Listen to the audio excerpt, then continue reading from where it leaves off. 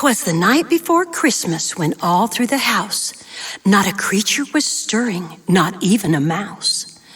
The stockings were hung by the chimney with care in hopes that St. Nicholas soon would be there.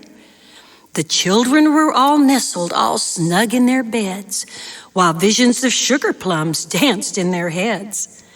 And Mama in her kerchief and I in my cap had just settled our brains for a long winter's nap. When out on the lawn there arose such a clatter, I sprang from my bed to see what was the matter. Away to the window I flew like a flash, tore open the shutter and threw up the sash. The moon on the breast of the new fallen snow gave a luster of midday to objects below. When what to my wondering eyes should appear but a miniature sleigh and 8 tiny reindeer. With a little old driver so lively and quick, I knew in a moment it must be Saint Nick. More rapid than eagles his coursers they came, and he whistled and shouted and called them by name.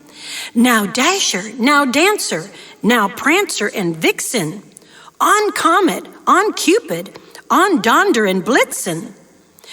To the top of the porch, to the top of the wall, now dash away, dash away, dash away all. As dry leaves that before the wild hurricane fly, when they meet with an obstacle, mount to the sky.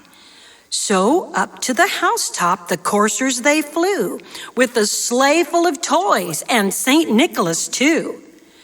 And then in a twinkling I heard on the roof the prancing and pawing of each little hoof.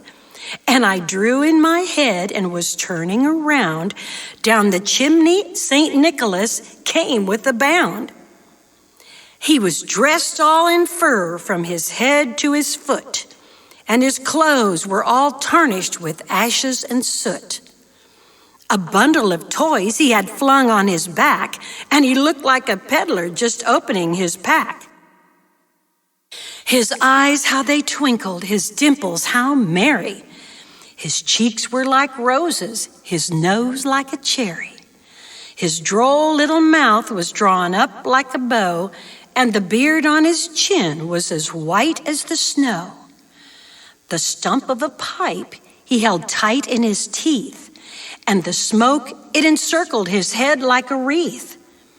He had a broad face and a little round belly that shook when he laughed like a bowl full of jelly. He was chubby and plump, a right jolly old elf, and I laughed when I saw him in spite of myself. A wink of his eye and a twist of his head soon gave me to know I had nothing to dread. He spoke not a word, but went straight to his work and filled all the stockings, then turned with a jerk. And laying his finger aside of his nose and giving a nod, up the chimney he rose. He sprang to his sleigh, to his team gave a whistle, and away they all flew like the down of a thistle. But I heard him exclaim, ere they drove out of sight, "Happy Christmas to all, and to all a good night."